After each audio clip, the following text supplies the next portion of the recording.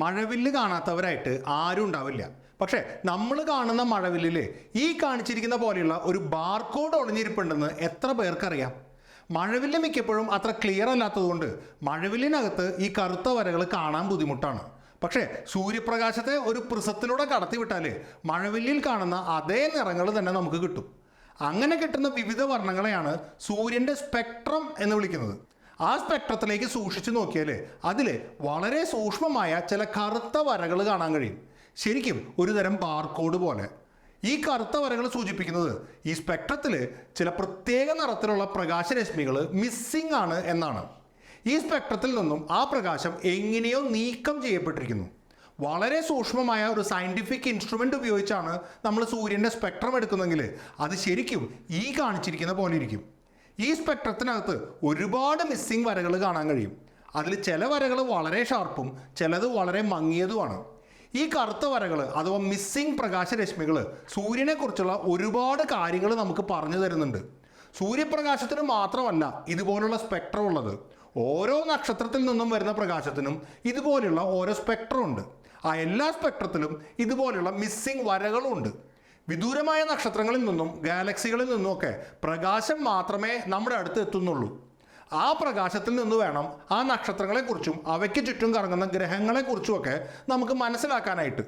അതിനെ നമ്മളെ സഹായിക്കുന്നത് ആ പ്രകാശത്തിൻ്റെ സ്പെക്ട്രവും അതിലെ ഈ കറുത്ത വരകളുമാണ്. സൂര്യപ്രകാശത്തിൽ നിന്നും ഇത്രയും പ്രകാശരശ്മികൾ മിസ്സിംഗ് ആവാൻ എന്താണ് കാരണം? ആ കറുത്ത വരകൾ നമുക്ക് പറഞ്ഞു തരുന്ന കഥകൾ എന്തൊക്കെയാണ്? നമുക്ക് ഈ വീഡിയോ വഴി ഒന്ന് കണ്ടു നോക്കാം. ഹായ് ഫ്രണ്ട്സ്, സയൻസ് ഫോർ മാസിൻ്റെ പുതിയൊരു എപ്പിസോഡിലേക്ക് സ്വാഗതം. സൂര്യപ്രകാശത്തിൽ 7 നിറങ്ങളുള്ളതായിട്ടാണ് നമ്മൾ സ്കൂളിൽ വെച്ച് പഠിക്കുന്നത്. ഈ 7 നിറങ്ങളെ വേർതിരിക്കാൻ പല വഴികളുണ്ട്.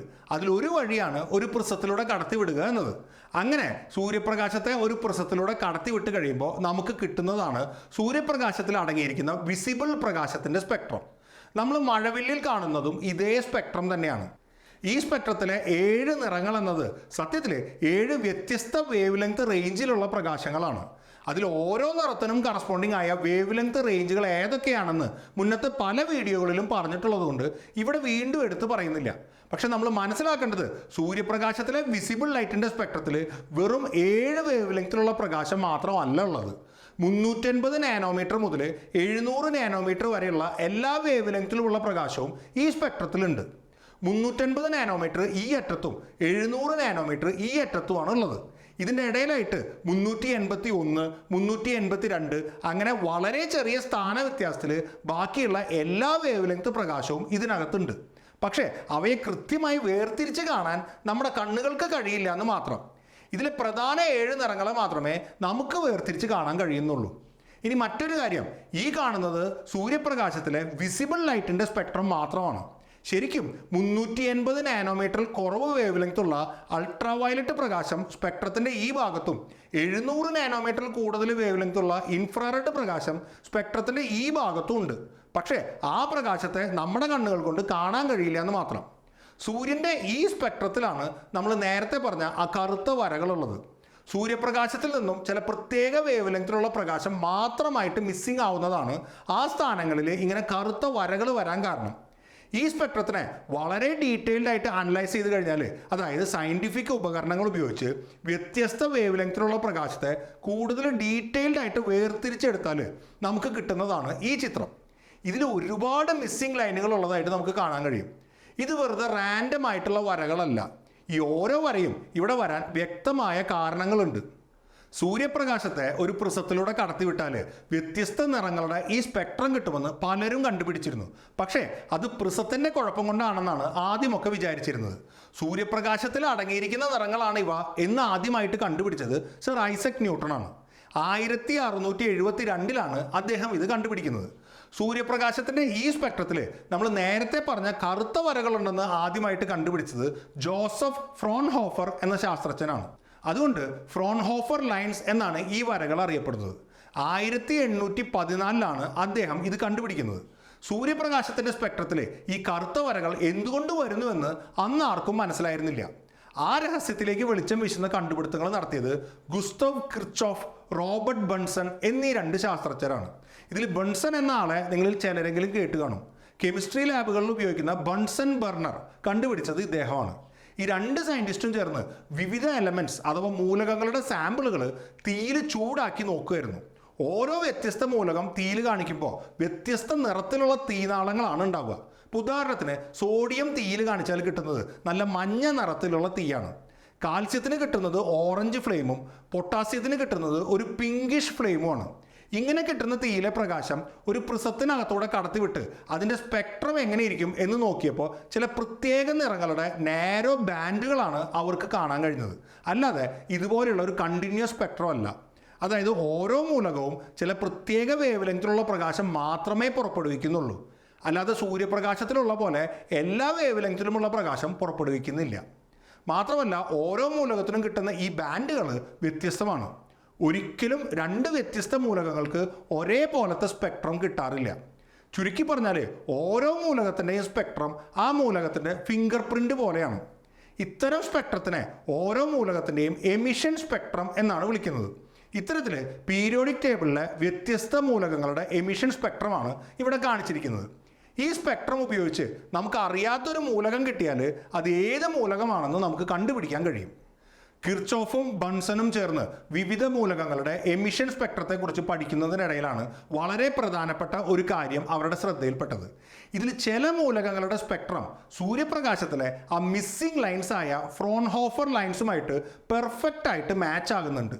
അതായത് സൂര്യപ്രകാശത്തിൽ നിന്നും മിസ്സിംഗ് ആയിട്ടുള്ള ചില വേവ് ലെങ്ത്തുകളുമായിട്ട് ചില മൂലകങ്ങളുടെ എമിഷൻ സ്പെക്ട്രം കൃത്യമായിട്ട് മാച്ച് ആവുന്നുണ്ട്. ഒരു ജിക്സോ പസിലിൻ്റെ കഷ്ണങ്ങൾ പോലെ. ആ മൂലകങ്ങളുടെ എമിഷൻ സ്പെക്ട്രം സൂര്യപ്രകാശത്തിൻ്റെ സ്പെക്ട്രവുമായിട്ട് ചേർക്കുമ്പോൾ ഫ്രോൺഹോഫേഴ്സ് ലൈൻസിലെ പല ലൈനുകളും അപ്രത്യക്ഷമാവും. ഈ രണ്ട് പ്രതിഭാസങ്ങൾ തമ്മിൽ തീർച്ചയായും ബന്ധമുണ്ട് എന്ന് അവർക്ക് മനസ്സിലായി. ഈ മൂലകങ്ങളൊക്കെ സൂര്യനിൽ അടങ്ങിയിട്ടുള്ള മൂലകങ്ങളാണെന്നാണ് ഇത് സൂചിപ്പിക്കുന്നത് എന്ന് അവർ അനുമാനിച്ചു. 1850 കിർച്ചോഫും ബൺസണും ഈ ഒരു കണ്ടുപിടുത്തം നടത്തുന്നത്. പക്ഷേ ഇത് എന്തുകൊണ്ട് സംഭവിക്കുന്നു എന്നുള്ളതിൻ്റെ വ്യക്തമായ കാരണം അന്ന് ആർക്കും അറിയില്ലായിരുന്നു. 50 വർഷങ്ങൾക്ക് ശേഷം ക്വാണ്ടം മെക്കാനിക്സ് എന്ന ശാസ്ത്രശാഖ വന്ന ശേഷമാണ് ഇതിന് പിന്നിലുള്ള കാരണം കൃത്യമായിട്ട് മനസ്സിലായത്. എല്ലാ മൂലകങ്ങളും ഉണ്ടാക്കിയിരിക്കുന്നത് അതത് മൂലകങ്ങളുടെ ആറ്റങ്ങൾ കൊണ്ടാണ്. എല്ലാ തരം ആറ്റങ്ങളും ഉണ്ടാക്കിയിരിക്കുന്നത് ഇലക്ട്രോൺ, പ്രോട്ടോൺ, ന്യൂട്രോൺ എന്നീ 3 തരം കണികകൾ കൊണ്ടാണ്. ഈ കണികകളുടെ എണ്ണത്തിലുള്ള വ്യത്യാസമാണ് ഓരോ മൂലകങ്ങളുടെയും ആറ്റംസിനെ വ്യത്യസ്തമാക്കുന്നത്. ഒരാറ്റത്തിൻ്റെ നടുക്കുള്ള ന്യൂക്ലിയസിനകത്താണ് പ്രോട്ടോൺസും ന്യൂട്രോൺസും ഉള്ളത്. ഇലക്ട്രോൺ ഉള്ളത് ന്യൂക്ലിയസിന് ചുറ്റുമുള്ള വിവിധ ഓർബിറ്റൽസിലാണ്. നമ്മളൊരു മൂലകത്തിനെ തീയിൽ ചൂടാക്കുമ്പോൾ അതിലെ ആറ്റംസ് ഒരു എക്സൈറ്റഡ് സ്റ്റേറ്റിലേക്ക് എത്തും. അതായത് ആ ആറ്റംസിലെ ഇലക്ട്രോണുകൾ തീയിൽ നിന്നും ഊർജ്ജം ഉൾക്കൊണ്ടുകൊണ്ട് ഒരു ഉയർന്ന ഓർബിറ്റലിലേക്ക് ചാടും. എന്നാൽ ആ ഓർബിറ്റലിൽ അധികം നേരം നിൽക്കാൻ ആ ഇലക്ട്രോണിന് കഴിയില്ല. അത് തിരിച്ച് പഴയ ഓർബിറ്റലിലേക്ക് വരുമ്പോൾ അതിൻ്റെ കയ്യിലുണ്ടായിരുന്ന അധിക ഊർജം പ്രകാശത്തിൻ്റെ രൂപത്തിൽ പുറത്തു വരും. അങ്ങനെ വരുന്ന പ്രകാശമാണ് ഈ ഫ്ലെയിമിന് ഈ നിറം കൊടുക്കുന്നത്. ഇവിടെ പ്രത്യേകം ശ്രദ്ധിക്കേണ്ട കാര്യം, ഈ രണ്ട് ഓർബിറ്റലുകൾ തമ്മിലുള്ള ഊർജ്ജ വ്യത്യാസം എത്രയാണോ അതിന് കറസ്പോണ്ടിങ് ആയ വേവ് ലെങ്ത്തിലുള്ള പ്രകാശം മാത്രമാണ് പുറത്തു വരുന്നത്. അല്ലാതെ എല്ലാ വേവ് ലെങ്ത്തിലുമുള്ള പ്രകാശം ഇത്തരം അവസരത്തിൽ പുറത്തു വരില്ല. അതുകൊണ്ട് ഇത്തരം പ്രകാശത്തിൻ്റെ സ്പെക്ട്രത്തിൽ ചില പ്രത്യേക വേവ് ലെങ്ത്തിലുള്ള പ്രകാശം മാത്രമേ ഉണ്ടാവൂ. അല്ലാതെ അതൊരിക്കലും ഇതുപോലെയുള്ള ഒരു കണ്ടിന്യൂസ് സ്പെക്ട്രം ആയിരിക്കില്ല. ഈ ഓർബിറ്റലുകൾ തമ്മിലുള്ള ഊർജ്ജ വ്യത്യാസം ഓരോ മൂലകത്തിനും വ്യത്യസ്തമാണ്. അതുകൊണ്ട് വ്യത്യസ്ത മൂലകങ്ങളിൽ നിന്നും പുറത്തു വരുന്ന പ്രകാശത്തിൻ്റെ വേവ് ലെങ്ത് എപ്പോഴും വ്യത്യസ്തമായിരിക്കും. അതായത് ഓരോ മൂലകത്തിൻ്റെയും ആറ്റംസിനെ എക്സൈറ്റ് ചെയ്യുമ്പോൾ അതിൽ നിന്നും വരുന്ന പ്രകാശം ആ മൂലകത്തിൻ്റെ ഫിംഗർ പ്രിൻ്റ് പോലെയാണ്. ആ പ്രകാശത്തിൻ്റെ സ്പെക്ട്രം വെച്ച് നമുക്ക് ഓരോ മൂലകത്തെയും കണ്ടുപിടിക്കാൻ കഴിയും. ഓരോ മൂലകത്തിൻ്റെയും ഇത്തരത്തിലുള്ള സ്പെക്ട്രത്തിനെയാണ് എമിഷൻ സ്പെക്ട്രം എന്ന് വിളിക്കുന്നത്. ഒരു മൂലകത്തിലെ ആറ്റംസിനെ എക്സൈറ്റ് ചെയ്യിക്കാൻ പല വഴികളുണ്ട്. അതിൽ ഒരു വഴിയാണ് ചൂടാക്കുക എന്നുള്ളത്. വൈദ്യുതി ഉപയോഗിച്ചും ആറ്റംസിനെ എക്സൈറ്റ് ചെയ്യിക്കാൻ കഴിയും. നമ്മൾ സാധാരണ ഉപയോഗിക്കാറുള്ള ട്യൂബ് ലൈറ്റ്, CFL, മെർക്കുറി ബൾബുകളിലൊക്കെ മെർക്കുറി വേപ്പറാണുള്ളത്. അതിലെ മെർക്കുറി ആറ്റംസിനെ എക്സൈറ്റ് ചെയ്യുന്നത് വൈദ്യുതി ഉപയോഗിച്ചാണ്. ഇനി രസകരമായ മറ്റൊരു കാര്യം നോക്കാം. ഒരു എക്സൈറ്റഡ് സ്റ്റേറ്റിലുള്ള ആറ്റം നോർമൽ സ്റ്റേറ്റിലേക്ക് തിരിച്ചു വരുമ്പോൾ ഒരു നിശ്ചിത വേവ് ലെങ്ത്തിലുള്ള പ്രകാശം പുറത്തുവിടും എന്ന് പറഞ്ഞിരുന്നല്ലോ. ഒരു നോർമൽ സ്റ്റേറ്റിലിരിക്കുന്ന ആറ്റത്തിൻ്റെ മേലേക്ക് എല്ലാ വേവ് ലെങ്ത്തുകളും അടങ്ങുന്ന ഒരു മിക്സഡ് പ്രകാശം അടിച്ചാൽ ആ പ്രകാശത്തിൽ നിന്നും അതേ നിശ്ചിത വേവ് ലെങ്ത്തിലുള്ള പ്രകാശം മാത്രം ആ ആറ്റം അബ്സോർബ് ചെയ്യും. അതായത് ഒരു പ്രത്യേക മൂലകത്തിൻ്റെ ആറ്റംസ് അടങ്ങുന്ന ഒരു കണ്ടെയ്നറിനകത്തുകൂടെ സൂര്യപ്രകാശത്തിൻ്റെ പോലെയുള്ള കണ്ടിന്യൂസ് സ്പെക്ട്രമുള്ള പ്രകാശം കടത്തിവിടുന്നു എന്ന് വിചാരിക്കുക. ആ പ്രകാശത്തിൽ നിന്നും ചില നിശ്ചിത വേവ് ലെങ്തിലുള്ള പ്രകാശങ്ങൾ മാത്രം ഈ മൂലകം അബ്സോർബ് ചെയ്യും. ഇപ്പുറത്ത് കിട്ടുന്ന പ്രകാശത്തിൻ്റെ സ്പെക്ട്രം നോക്കിയാൽ അബ്സോർബ് ചെയ്യപ്പെട്ട വേവ് ലെങ്തിൻ്റെ സ്ഥാനത്ത് കറുത്ത വരകൾ കാണാം. ഇതിനെയാണ് ഈ മൂലകത്തിൻ്റെ അബ്സോർപ്ഷൻ സ്പെക്ട്രം എന്ന് വിളിക്കുന്നത്. ഈ മൂലകം എക്സൈറ്റഡ് സ്റ്റേറ്റിൽ നിന്നും നോർമൽ സ്റ്റേറ്റിലേക്ക് വരുമ്പോൾ ഏതൊക്കെ വേവ് ലെങ്തിലുള്ള പ്രകാശമാണോ പുറത്തു വിടുന്നത് അതേ പ്രകാശത്തെ തന്നെയായിരിക്കും അത് നോർമൽ സ്റ്റേറ്റിലിരിക്കുമ്പോൾ അബ്സോർബ് ചെയ്യുന്നത്. അതുകൊണ്ട് ഒരു മൂലകത്തിൻ്റെ എമിഷൻ സ്പെക്ട്രം എങ്ങനെയിരിക്കും എന്ന് മനസ്സിലാക്കി കഴിഞ്ഞാൽ അതിൻ്റെ അബ്സോർപ്ഷൻ സ്പെക്ട്രം എങ്ങനെയിരിക്കുമെന്ന് നമുക്ക് മനസ്സിലാക്കാം. കാരണം ഇത് രണ്ടും മ്യൂച്വലി കോംപ്ലിമെൻ്ററി ആണ്, അഥവാ പരസ്പര പൂരകങ്ങളാണ്. പീരിയോഡിക് ടേബിളിലെ മിക്കവാറും മൂലകങ്ങളുടെയൊക്കെ എമിഷൻ സ്പെക്ട്രം നമ്മൾ കണ്ടെത്തിയിട്ടുണ്ട്. അതിൽ നിന്നും അവയുടെയൊക്കെ അബ്സോർപ്ഷൻ സ്പെക്ട്രം നമുക്ക് മനസ്സിലാക്കാൻ കഴിഞ്ഞിട്ടുണ്ട്. സൂര്യപ്രകാശത്തിൻ്റെ സ്പെക്ട്രത്തിൽ നമ്മൾ കാണുന്ന ഈ കറുത്ത വരകൾ ശരിക്കും ഒരുപാട് മൂലകങ്ങളുടെ അബ്സോർപ്ഷൻ സ്പെക്ട്രം ചേർന്നതാണ്. സൂര്യൻ്റെ പ്രകാശം പുറപ്പെടുവിക്കുന്ന ലെയറിനെ ഫോട്ടോസ്ഫിയർ എന്നാണ് വിളിക്കുക. സൂര്യൻ്റെ താപനിലയനുസരിച്ച് എല്ലാ വേവ് ലെങ്തിലുമുള്ള പ്രകാശമാണ് ഇവിടെ നിന്നും പുറപ്പെടുന്നത്. ആ പ്രകാശത്തിൻ്റെ സ്പെക്ട്രം ഒരു കണ്ടിന്യൂസ് സ്പെക്ട്രം ആവേണ്ടതാണ്.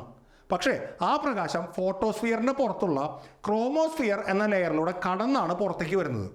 ആ സമയത്ത് ക്രോമോസ്ഫിയറിലുള്ള മൂലകങ്ങൾ ഈ പ്രകാശത്തിൽ നിന്നും ചില നിശ്ചിത വേവ് ലെങ്തിലുള്ള പ്രകാശത്തെ അബ്സോർബ് ചെയ്യും. അതിനുശേഷമുള്ള പ്രകാശമാണ് നമ്മുടെ അടുത്ത് എത്തുന്നത്. അതുകൊണ്ടാണ് ആ പ്രകാശത്തിൽ ചില മിസ്സിംഗ് വേവ് ലെങ്തുകളുള്ളത്.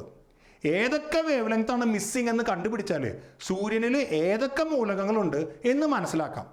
ഈ കറുത്ത വരകളുടെ ഇൻറ്റൻസിറ്റിയിലുള്ള വ്യത്യാസം നോക്കി ഈ ഓരോ മൂലകത്തിൻ്റെയും ആപേക്ഷികമായ അളവ് എത്രയാണെന്ന് വരെ നമുക്ക് കണ്ടെത്താൻ കഴിയും. 15 കോടി കിലോമീറ്റർ അകലെ സ്ഥിതി ചെയ്യുന്ന സൂര്യനിൽ നിന്നും ഒരൊറ്റ സാമ്പിൾ പോലും എടുത്ത് പരിശോധിക്കാതെ സൂര്യനിൽ അടങ്ങിയിരിക്കുന്ന മൂലകങ്ങൾ ഏതൊക്കെയാണെന്ന് കണ്ടുപിടിക്കാൻ നമുക്ക് കഴിയുന്നത് ഈ ഒരു മെത്തേഡ് വഴിയാണ്. നക്ഷത്രങ്ങളിൽ നിന്നും വരുന്ന പ്രകാശത്തിനും ഇതുപോലെയുള്ള ഓരോ സ്പെക്ട്രം ഉണ്ട്. ആ സ്പെക്ട്രത്തിലും ഇതുപോലുള്ള മിസ്സിംഗ് ലൈനുകളുണ്ട്. അവയുടെ സ്ഥാനവും ഇൻറ്റൻസിറ്റിയും പഠിക്കുന്നത് വഴി നക്ഷത്രങ്ങളുടെ ഉള്ളടക്കവും നമുക്ക് മനസ്സിലാക്കാൻ കഴിയും. മൂലകങ്ങൾക്ക് മാത്രമല്ല ഇത്തരം അബ്സോർപ്ഷൻ സ്പെക്ട്രം ഉള്ളത്. സംയുക്തങ്ങളുടെ തന്മാത്രകൾക്കും ഇതുപോലെയുള്ള അബ്സോർപ്ഷൻ സ്പെക്ട്രം ഉണ്ട്. കോമൺ ആയിട്ട് കാണുന്ന പല കോമ്പൗണ്ട്സിൻ്റെയും മോളിക്യൂൾസിൻ്റെ അബ്സോർപ്ഷൻ സ്പെക്ട്രം നമ്മൾ കണ്ടുപിടിച്ച് വെച്ചിട്ടുണ്ട്. ഒരു നക്ഷത്രത്തിൻ്റെ പ്രകാശത്തിലെ അബ്സോർപ്ഷൻ ലൈനുകൾ നമ്മൾ ഓൾറെഡി കണ്ടുപിടിച്ച് വെച്ചിട്ടുണ്ടെന്ന് വിചാരിക്കാം. ആ നക്ഷത്രത്തിൻ്റെ മുന്നിൽ കൂടെ ഒരു ഗ്രഹം കടന്നു പോകുമ്പോൾ നക്ഷത്രത്തിൻ്റെ പ്രകാശത്തിൻ്റെ ഒരംശം ആ ഗ്രഹത്തിൻ്റെ അന്തരീക്ഷത്തിലൂടെ കടന്ന ശേഷമായിരിക്കും നമ്മുടെ അടുത്തെത്തുന്നത്. ആ സമയത്ത് ആ ഗ്രഹത്തിൻ്റെ അന്തരീക്ഷത്തിലെ ചില തന്മാത്രകളുടെ അബ്സോർപ്ഷൻ സ്പെക്ട്രം കൂടെ ഈ പ്രകാശത്തിൻ്റെ കൂടെ ചേർന്ന് വരും. അതുവഴി ആ ഗ്രഹത്തിൻ്റെ അന്തരീക്ഷത്തിൽ ഏതൊക്കെ വാതകങ്ങളുണ്ട് എന്ന് കണ്ടെത്താൻ നമുക്ക് കഴിയും. വിദൂരമായ ചില എക്സോ പ്ലാനറ്റുകളിൽ വെള്ളത്തിൻ്റെ സാന്നിധ്യം കണ്ടെത്തി, കാർബൺ ഡയോക്സൈഡ് കണ്ടെത്തി, മീഥേൻ കണ്ടെത്തി എന്നൊക്കെ പറയുന്നത് ഈ ഒരു മെത്തേഡ് വഴിയാണ്. അക്കൂട്ടത്തിൽ ജീവനുള്ള വസ്തുക്കൾക്ക് മാത്രം പുറപ്പെടുവിക്കാൻ കഴിയുന്ന ചില വാതകങ്ങളുണ്ട്. അത്തരം ഏതെങ്കിലും ഒരു വാതകത്തിൻ്റെ സാന്നിധ്യം കൂടെ കണ്ടെത്തിയാൽ ആ ഗ്രഹത്തിൽ ജീവനുണ്ടാകാൻ സാധ്യതയുണ്ട് എന്ന് പറയാൻ കഴിയും. ഒരു നക്ഷത്രത്തിൻ്റെ സ്പെക്ട്രത്തിൽ കാണുന്ന ഇത്തരം വരകൾ കൊണ്ട് വേറെയും ഒരുപാട് ഉപയോഗങ്ങളുണ്ട്. ഡോപ്ലർ ഷിഫ്റ്റ് എന്ന് പറഞ്ഞൊരു പ്രതിഭാസമുണ്ട്. ഒരു പ്രകാശ സ്രോതസ്സ് നമ്മുടെ അടുത്തേക്ക് വന്നുകൊണ്ടിരിക്കുകയാണെങ്കിൽ അതിൽ നിന്നും വരുന്ന പ്രകാശത്തിൻ്റെ വേവ് ലെങ്ത് അല്പം ഒന്ന് കുറയും. അങ്ങനെ സംഭവിക്കുന്നതിനെ ബ്ലൂ ഷിഫ്റ്റ് എന്ന് വിളിക്കും.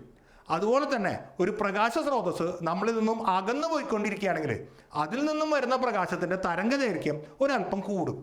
ഇതിനെ റെഡ് ഷിഫ്റ്റ് എന്ന് വിളിക്കും. ഈ രണ്ടിനെയും ചേർത്താണ് ഡോപ്ലർ ഷിഫ്റ്റ് എന്ന് വിളിക്കുന്നത്. പൊതുവെ ചലിച്ചുകൊണ്ടിരിക്കുന്ന ഒരു സോഴ്സിൽ നിന്നും പുറപ്പെടുന്ന തരംഗങ്ങൾക്കൊക്കെ ഇത് സംഭവിക്കാറുണ്ട്. ശബ്ദ തരംഗങ്ങൾക്കും ഇത് സംഭവിക്കുന്നുണ്ട്. റെയിൽവേ സ്റ്റേഷനിൽ നിൽക്കുമ്പോൾ നമ്മളോട് അടുത്തുകൊണ്ടിരിക്കുന്ന ഒരു ട്രെയിനിൻ്റെ ശബ്ദവും അകന്നു പോയിക്കൊണ്ടിരിക്കുന്ന ഒരു ട്രെയിനിൻ്റെ ശബ്ദവും തമ്മിൽ ഒരു ചെറിയ വ്യത്യാസം നിങ്ങൾ ശ്രദ്ധിച്ചിട്ടുണ്ടാവും. ഇതിന് കാരണം ഇതേ ഡോപ്ലർ ഷിഫ്റ്റ് തന്നെയാണ്. ഒരു നക്ഷത്രത്തിൽ നിന്നും വരുന്ന പ്രകാശത്തിൻ്റെ സ്പെക്ട്രത്തിലെ ഈ അബ്സോർപ്ഷൻ ലൈനുകളുടെ സ്ഥാനം നോക്കി ആ നക്ഷത്രം അകലുകയാണോ അടുക്കുകയാണോ അതിൻ്റെ സ്പീഡ് എത്രയാണ് എന്നൊക്കെ കൃത്യമായിട്ട് കണക്കാക്കാൻ കഴിയും. ഇപ്പോൾ ഉദാഹരണത്തിന് ഹൈഡ്രജൻ്റെ അബ്സോർപ്ഷൻ ലൈനിൻ്റെ വേവ് ലെങ്ത് എത്രയാണെന്ന് നമുക്കറിയാം. അതുകൊണ്ട് തന്നെ ഒരു നക്ഷത്രത്തിൻ്റെ സ്പെക്ട്രത്തിൽ ഹൈഡ്രജൻ്റെ അബ്സോർപ്ഷൻ ലൈൻ കൃത്യം എവിടെയാണ് വരേണ്ടത് എന്ന് നമുക്കറിയാം. നമുക്ക് കിട്ടുന്ന ആ നക്ഷത്രത്തിൻ്റെ സ്പെക്ട്രത്തിൽ കാണുന്ന ഹൈഡ്രജൻ്റെ അബ്സോർപ്ഷൻ ലൈനിൻ്റെ സ്ഥാനത്തിൽ മാറ്റം ഉണ്ടെങ്കിൽ ആ മാറ്റം എത്രയാണ്, ഏത് ഡയറക്ഷനിലാണ് എന്നൊക്കെ കണക്കാക്കി കഴിഞ്ഞാൽ ആ നക്ഷത്രം നമ്മളിൽ നിന്നും അകലുകയാണോ അടുക്കുകയാണോ, അതിൻ്റെ സ്പീഡ് എത്രയാണ് എന്നൊക്കെ വളരെ കൃത്യമായിട്ട് കണക്കാക്കാൻ കഴിയും. വിദൂര ഗാലക്സികളുടെ റെഡ് ഷിഫ്റ്റ് അളക്കുന്നതും ഇതേ മെത്തേഡ് വഴി തന്നെയാണ്. ആ റെഡ് ഷിഫ്റ്റിൽ നിന്നും ആ ഗാലക്സിയിലേക്കുള്ള ദൂരം എങ്ങനെ കണക്കാക്കുന്നുവെന്ന് മുന്നത്തൊരു വീഡിയോയിൽ പറഞ്ഞിരുന്നു. സൂര്യൻ സ്വന്തം അച്ചുതണ്ടിൽ കറങ്ങുന്നുണ്ട് എന്ന് നമുക്കറിയാം. ഈ കറക്കത്തിൻ്റെ ഫലമായിട്ട് സൂര്യൻ്റെ ഒരു സൈഡിലുള്ള പദാർത്ഥം എപ്പോഴും നമ്മുടെ അടുത്തേക്ക് നീങ്ങുകയും മറ്റേ സൈഡിലുള്ള പദാർത്ഥം നമ്മളിൽ നിന്ന് അകലുകയും ചെയ്തുകൊണ്ടിരിക്കും. ഇതിൻ്റെ ഫലമായിട്ട് സൂര്യൻ്റെ ഒരു സൈഡിൽ നിന്നും വരുന്ന പ്രകാശത്തിന് ബ്ലൂ ഷിഫ്റ്റും മറ്റേ സൈഡിൽ നിന്നും വരുന്ന പ്രകാശത്തിന് റെഡ് ഷിഫ്റ്റും സംഭവിച്ചിട്ടുണ്ടാവും. ഇത് വളരെ വളരെ ചെറിയൊരു വ്യത്യാസമാണ്.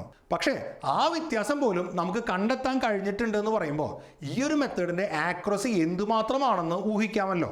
ഒരു നക്ഷത്രത്തിന് ചുറ്റും ഒരു ഗ്രഹം കറങ്ങുമ്പോൾ ആ നക്ഷത്രത്തിന് ചെറിയ തോതിൽ ഒരു ഉലച്ചിൽ സംഭവിക്കും. ആ ഉലച്ചിലിൻ്റെ ഫലമായിട്ട് ചില അവസരങ്ങളിൽ ആ നക്ഷത്രം നമ്മളോട് അടുക്കുകയും ചില അവസരങ്ങളിൽ അകലുകയും ചെയ്യും.